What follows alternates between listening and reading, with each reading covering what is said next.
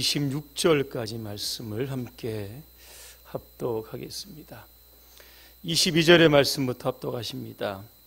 여호와께서 모세에게 말씀하여 이르시되 아론과 그의 아들들에게 말하여 이르기를 너희는 이스라엘 자손을 위하여 이렇게 축복하여 이르되 여호와는 내게 복을 주시고 너를 지키시기를 원하며 여호와는 그의 얼굴을 내게 비추사 은혜 베푸시기를 원하며 여호와는 그 얼굴을 내게로 향하여 드사 평강 주시기를 원하노라 할지니라 하라.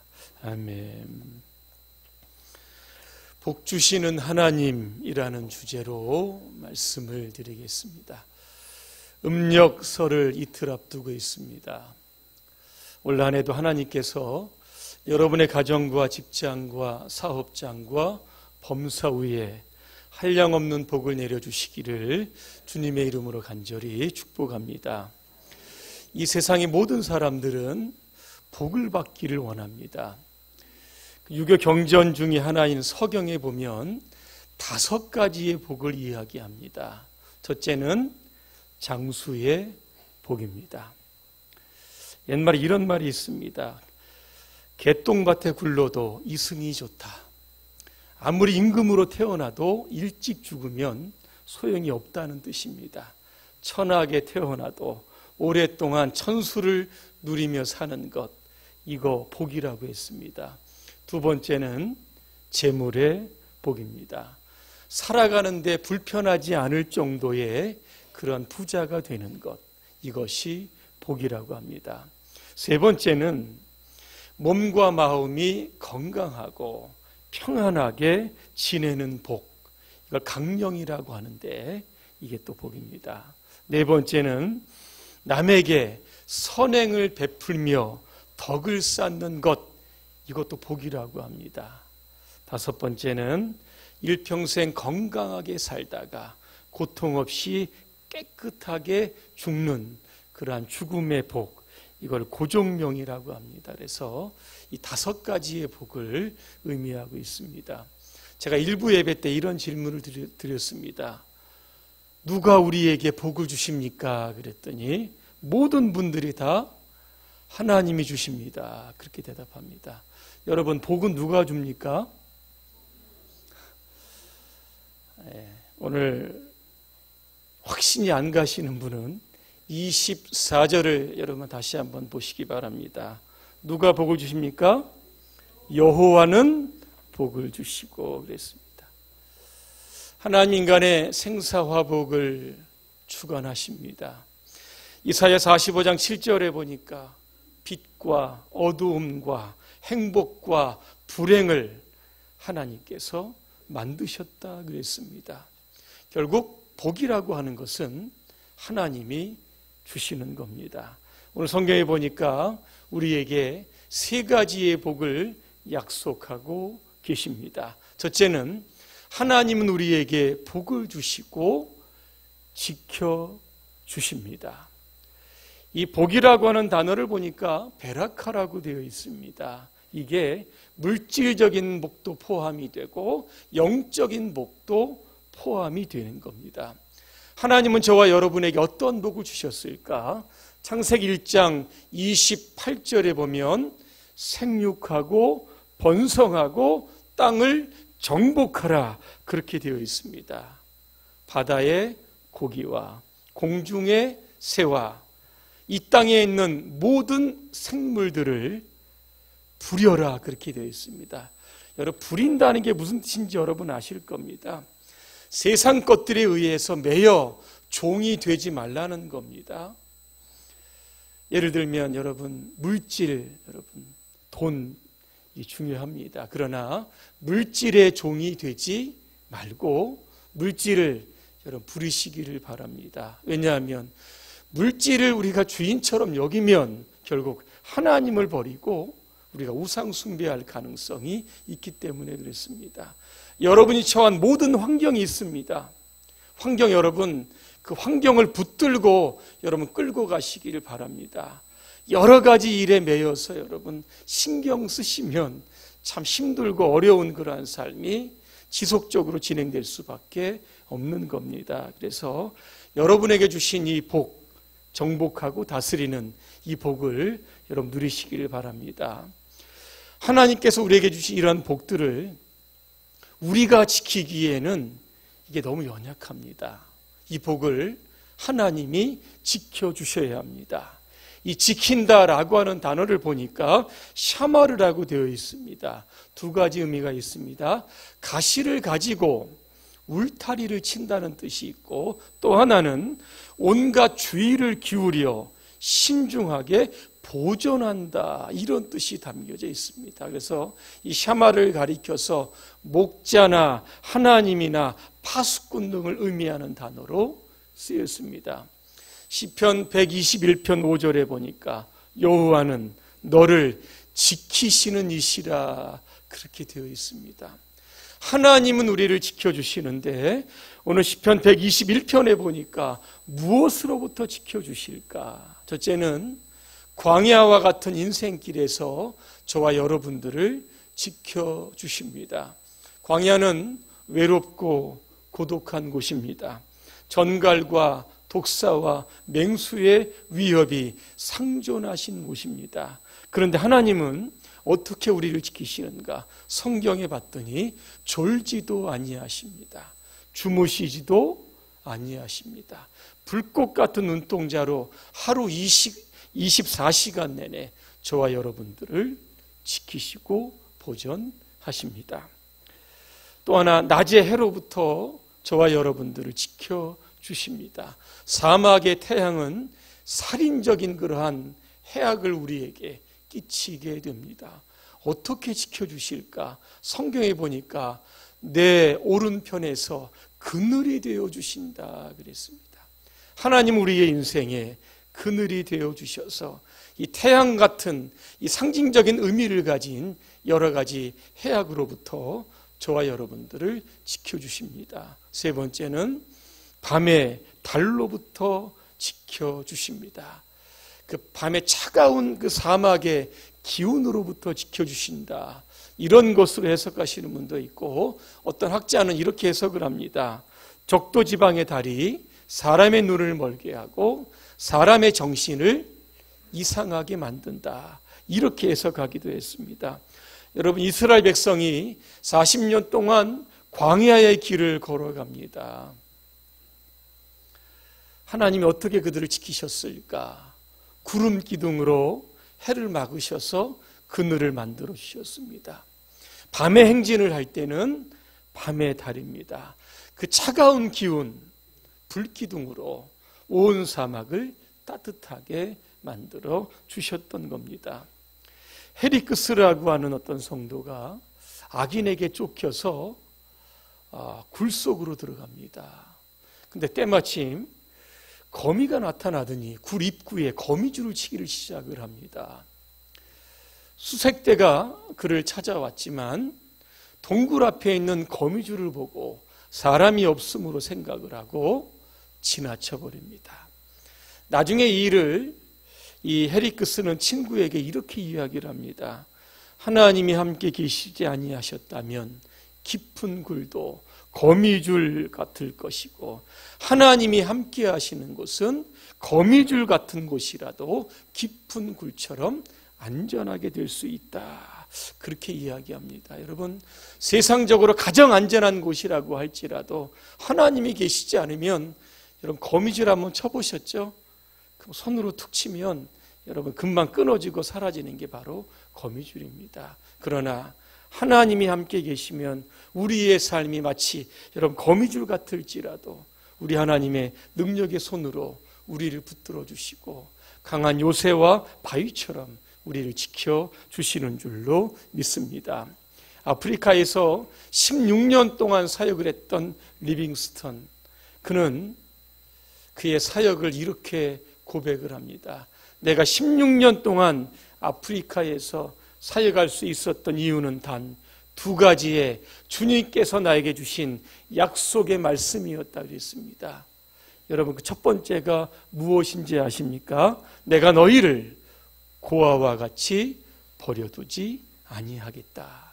바꿔 이야기하면 하나님이 리빙스톤의 아버지가 되어주시겠다는 뜻입니다. 또 하나 마태복음 28장입니다. 내가 세상 끝날까지 너와 항상 함께 있으리라 그랬습니다.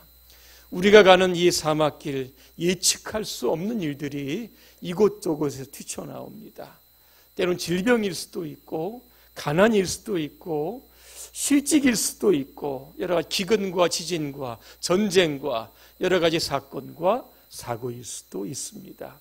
우리는 앞날을 예측하지 못하지만 그러나 우리가 담대함으로 그 길을 갈 수 있는 것은 오늘 성경에 있는 것처럼 하나님께서 저와 여러분들을 지켜주시기 때문입니다.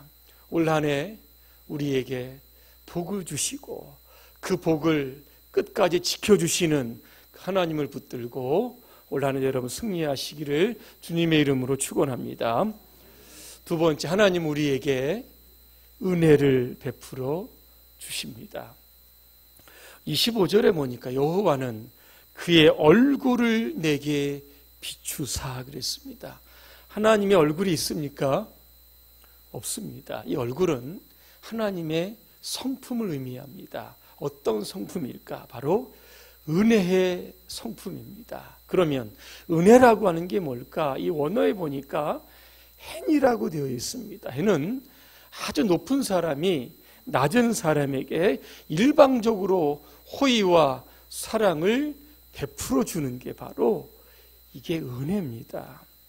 하나님께서 저와 여러분들에게 베풀어 주신 구체적인 은혜가 무엇일까? 이게 바로 예수 그리스도입니다. 요한복음 3장 16절 여러분 잘 아실 겁니다. 하나님이 세상을 이처럼 사랑하사, 말로만 사랑하신 게 아닙니다. 우리를 위하여 누구를 주셨습니까? 독생자를 주셨다. 그 이유를 보니까 우리 모두가 다 멸망하지 않고 영생을 얻게 하시기 위함입니다. 로마서 5장 8절에 보니까 이런 말씀이 있습니다. 우리가 아직 죄인 되었을 때에 그리스도께서 우리를 위하여 죽으심으로 하나님께서 우리에게 대한 자기의 사랑을 확증하셨다 그랬습니다. 에베소서 2장 8절입니다. 여러분이 구원을 받은 것은 하나님의 은혜를 입고 그리스도를 믿어서 된 것이지 여러분 자신의 힘으로 된 것이 아닙니다. 이 구원이야말로 여러분에게 주신 하나님의 선물입니다. 이렇게 되어 있습니다. 사람은 죄인입니다. 거룩하신 하나님께 나아가려고 해도 이 죄가 가로막기 때문에 나갈 수가 없습니다. 그런데 하나님은 예수 그리스도 그 십자가를 통하여 하나님께 나아갈 수 있는 길을 우리에게 열어 주셨던 겁니다.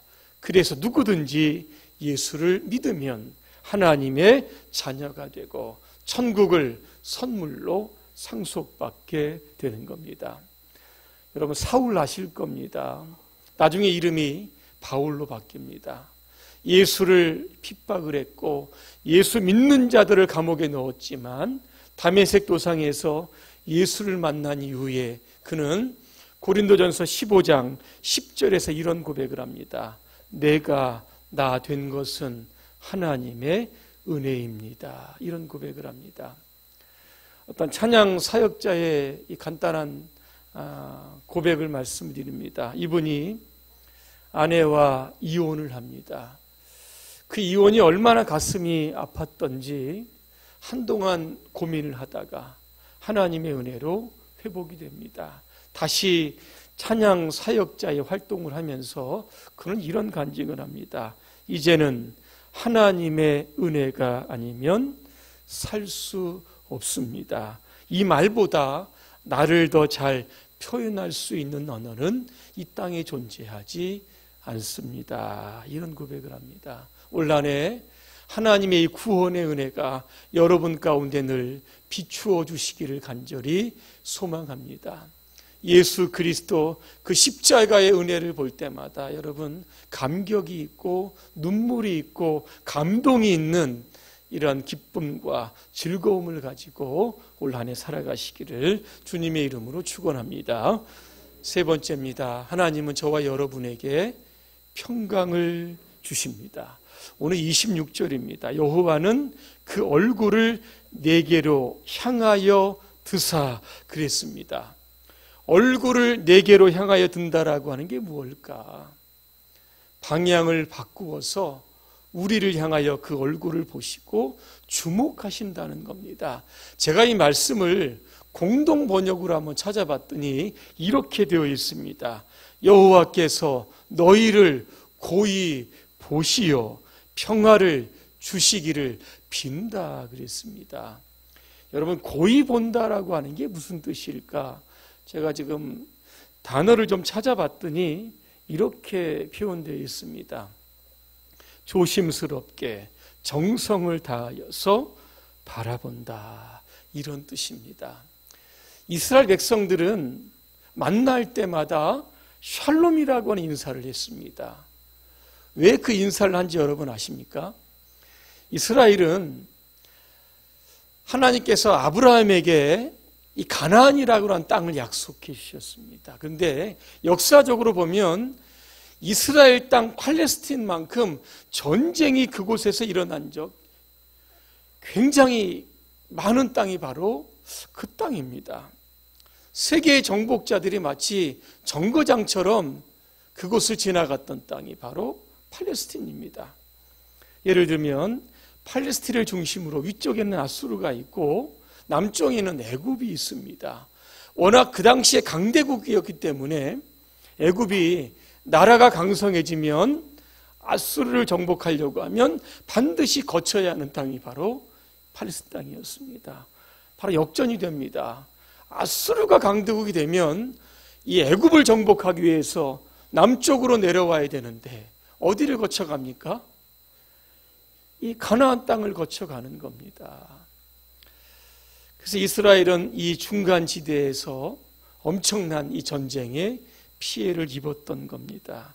그럼에도 불구하고 하나님께서 그 땅에서 이스라엘 백성들을 생존케 하셨습니다. 하루하루 불편하고 힘든 날이었지만 그러나 이스라엘 백성들은 고이 보시는 하나님, 그 하나님께서 우리를 보고 계신다라고 하는 그 믿음이 있었기 때문에 그 마음에 평안이 찾아왔던 겁니다. 그래서 이 샬롬이라고 하는 단어를 보면 환경에 의해서 이게 지배받지 않는 게 바로 이 평화라고 하는, 평강이라고 하는 단어입니다. 예수님 제자들과 함께 갈릴리 바다를 건너갑니다. 북쪽 헬몬 내려온 그러한 바람과 그 물 때문에 풍랑이 자주 일어납니다. 이제 풍랑 때문에 이 제자들은 다 죽게 됩니다. 아우성을 치고 나중에는 예수님을 깨우는데 예수님 배 뒤편에서 주무시고 계셨습니다. 풍랑이 있는 갈릴리 그 한바다 가운데 여러분 어떻게 잠을 잘 수 있었을까? 오늘도 풍랑 속에서도 나를 고이 보시는 하나님, 안전함을 지켜주시는 그 하나님을 보고 예수님은 주무실 수 있었던 겁니다. 하박국 3장에 보니까 전쟁과 환난과 난리의 소문을 이 하박국 선지자가 듣게 됩니다. 그 소문을 들었을 때 하박국은 육체적으로는 떨림이 있었습니다. 어떤 떨림이었을까? 창자가 막 뒤틀립니다. 입술이 떨리고 뼈가 녹아내립니다. 그리고 다리가 막 너무 두려워서 흔들흔들거립니다. 왜냐? 앞으로 이 전쟁으로 인하여 땅이 폐허가 될 것이고 우리에는 그 짐승들이 하나도 없게 될 겁니다. 그런 상황을 보면서 육체적으로 힘이 떨었지만 그런 이 환경 가운데서도 이런 고백을 합니다. 나는 하나님을 향해서 환성을 지를 겁니다. 나는 나를 구원하시는 하나님을 위해서 기쁘게 뛸 겁니다. 여러분 이해가 되십니까? 앞으로 다가올 그러한 두려운 그러한 환경들을 상상만 해도 절망이 엄습해 와야 되는데 이게 소망이 오고 희망이 오고 이게 삶에 오히려 더 안전해진 겁니다. 상황은 어렵지만 그러나 오늘도 그에게 평강을 주었던 요인이 무엇일까? 19절에 보니까 이렇게 되어 있습니다. 힘이 되어주시는 하나님. 이 하나님을 오늘 하박국은 소망했던 겁니다. 왜 우리가 하나님을 믿으면서도 마음에 이렇게 평안이 없는 것일까? 성경에 보니까 항상 기뻐하라 그랬습니다. 그런데 우리 얼굴을 보면 근심과 수심이 늘 가득 차 있습니다. 매일 무언가 쫓기는 것처럼 늘 불안한 삶을 살아가고 있습니다. 왜 그럴까? 오늘도 우리를 고이 보시는 그러한 하나님에 대한 그러한 믿음, 그 하나님을 향한 그러한 눈맞춤이 오늘도 우리에게 혹시는 없는가라고 하는 것들을 우리가 살펴볼 수 있어야 합니다. 여러분, 하나님이 보이시지 않으면, 즉 평강의 하나님이 우리에게 나를 쳐다보고 계시다라고 하는 믿음이 없으면 염려와 근심이 우리의 삶을 지배합니다. 그래서 어떤 분은 염려와 근심을 살인마다 이렇게 표현을 합니다. 이 시간 저와 여러분 가운데 오늘 염려하지 말고 오늘 우리에게 평강을 주시는 그 하나님을 여러분 바라보시고 믿으시기를 바랍니다. 여러분의 앞날을 하나님께 맡기시기를 바랍니다. 시편 37편 5절입니다. 그에게 앞날을 맡기고 그를 믿어라. 몸소 당신께서 행해 주리라 그랬습니다. 여러분의 온갖 근심 걱정 하나님께 맡기시기를 바랍니다. 베드로전서 5장 7절입니다. 여러분의 온갖 근심 걱정을 송두리째 하나님께 맡기십시오. 그러면 하나님은 여러분들을 돌보아 주십니다. 어떤 일이든지 여러분 하나님께 맡기시기를 바랍니다. 잠언 16장 3절입니다. 무슨 일을 하든지 하나님께 맡기면 생각하는 일이 다 이루어지리라. 여러분의 수고와 인생의 모든 무거운 짐을 하나님께 맡기시기를 바랍니다. 시편 55편 22절입니다. 내 짐을 여호와께 맡기라. 그가 너를 붙드시고 의인의 요동함을 영원히 허락하지 아니하시리라 그랬습니다. 여호수아 리프레민이라고 하는 사람이 마음의 평안이라고 하는 책을 씁니다. 이 책에 보면 이런 이야기가 나옵니다. 한 젊은 청년이 현자를 찾아갑니다. 자신의 소원을 6가지로 이야기합니다. 첫째는 건강이고, 둘째는 재물이고, 셋째는 미모고, 넷째는 재능이고, 다섯째는 권력이고, 여섯째는 명예입니다. 제가 이 소원을 가지고 있습니다. 그랬더니 이 현자가 그 청년을 보면서 이런 이야기를 합니다. 청년, 그것이 자네를 만족시켜 줄 것 같은가? 거기에 평화가 없으면 아무것도 즐길 수가 없다네. 그렇게 이야기를 합니다. 여러분, 평화는 어디에서 올까? 물질에서 옵니까? 우리의 환경에서 옵니까? 평화는 하나님이 주시는 겁니다. 오늘 이철 장로님도 기도하셨지만 요한복음 14장 27절에 이런 말씀이 있습니다. 평안을 너희에게 끼치노니 곧 나의 평안을 너희에게 주노라. 그래서 걱정하지도 말고 두려워하지도 말고 염려하지도 말아라. 그렇게 말씀합니다. 결론입니다. 베드로전서 2장 9절에 보니까 하나님은 저와 여러분들을 가리켜서 왕같은 제사장이다. 이런 표현을 씁니다. 여러분, 제사장은 어떤 사람입니까? 복을 빌어주는 사람입니다. 저와 여러분들은 올 한해 평안의 복을 빌어주어야 합니다. 예수님께서 제자들을 둘씩 짝을 지어서 이 마을로 보냅니다. 그러면서 뭐라고 하셨냐면 이런 말씀을 주십니다. 마태복음 10장 11절부터 13절입니다. 어떤 성이나 마을에 들어가든지 그 집에 들어가면서 평안하기를 빌라 그렇게 이야기를 합니다. 그 집이 이에 합당하면 너희가 빈 평안이 그 집에 임할 것이게 되고 그렇지 않으면 너희에게로 돌아올 것이다. 그렇게 되어 있습니다. 우리는 평안을 비는 사람입니다. 여러분, 사람들이 하루에 약 한 10,000번 정도 말을 한다고 합니다. 더 많이 말을 하시는 분도 아마 있을 겁니다. 그 말을 여러분 하실 때 어떤 말을 하시는지 여러분 한번 생각해 보시길 바랍니까?